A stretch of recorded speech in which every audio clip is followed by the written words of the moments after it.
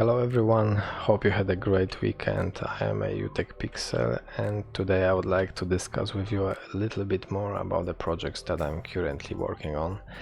The title of the project is Draw. I have started it a little bit more than 1 year ago. That's why I already forgot how I came up with this title. Sorry for that. It's not that important anyway, I can change it later. And the other topic I would like to discuss about are the assets that you can see right now when I'm playing, especially the pixel arts.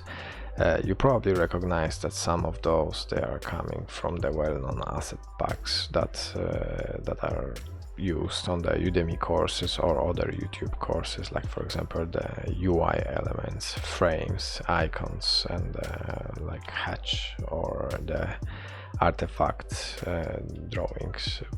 This is borrowed from those assets packs.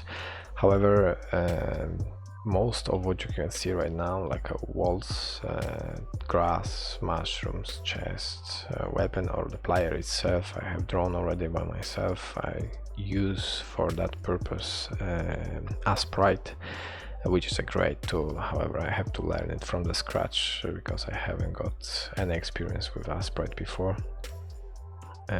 For a couple of past days, I've been working also on some other features for the game and on the test map.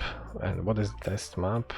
It's actually very straightforward. It's a small map, square, where I'm just testing new features for the player. I'm spawning in this map 4 chests of the different type. For this game I decided to have 4 types of the chest. There is a common one, uncommon, and there are 2 other types which I hope to show you in a moment.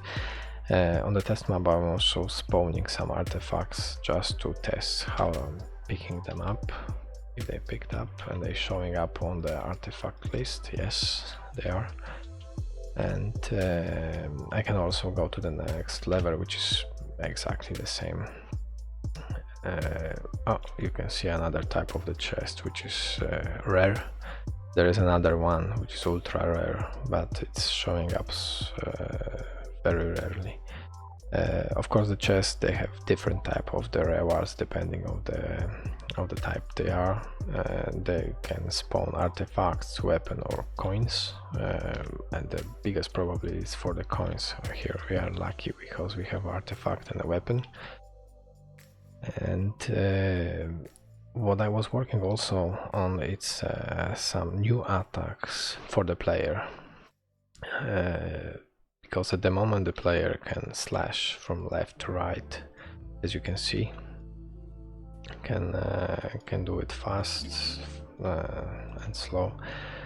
However, I wanted to put a little bit of more variety, so to create some let's say bigger attack that will affect the players or enemies around the player. I decided to have like a super slash around, like a bit twister. It looks like this at the moment. Here we go.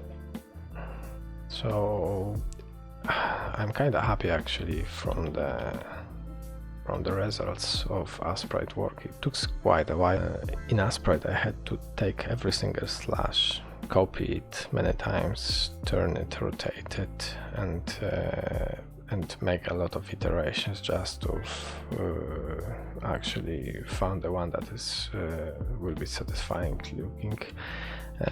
The results is quite okay. And the other attack that I want to implement for the player is like a slash from above, like this. I have to improve it a little bit more. It will probably create like an attack of that will be a bit longer than just that. It probably will spawn some rocks or some maybe additional spikes that are going in front of the player, affecting the players on the row in a row. So this is what I was working for a past couple of days.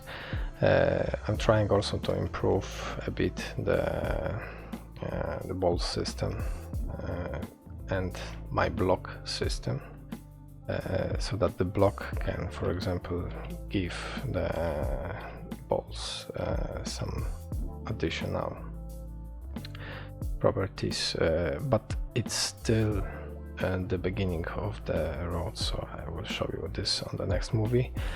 But thank you for your attention, and I hope to show you next time some enemies. I have also made some progress, but it's too early to show it. Keep a finger crossed. Next video, hopefully next week. Have a great week and see you soon.